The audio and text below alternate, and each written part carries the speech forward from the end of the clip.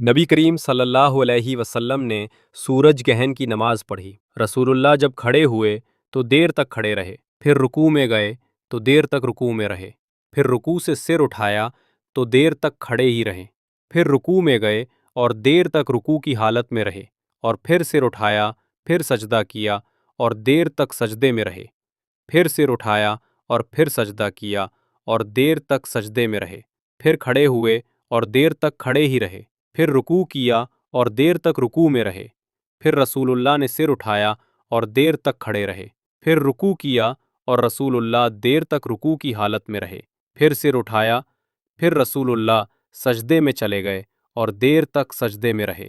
जब नमाज से फारिग हुए तो फरमाया कि जन्नत मुझसे इतनी नज़दीक हो गई थी कि अगर मैं चाहता तो उसके खोशों में से कोई खोशा तुमको तोड़ कर ला देता, और मुझसे दोज़ख भी इतनी करीब हो गई थी कि मैं बोल पड़ा कि मेरे मालिक, मैं तो उसमें से नहीं हूँ।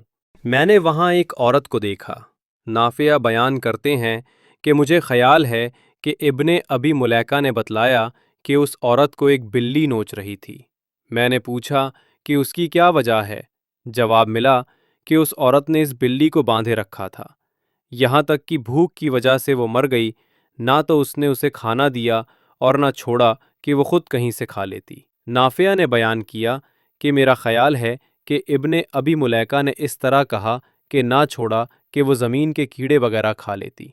और दोस्तों, जो हुजूर सल्लल्लाहु अलैहि वसल्लम से मोहब्बत करता होगा वही इस वीडियो को सिर्फ एक लाइक सब्सक्राइब ज़रूर करेगा।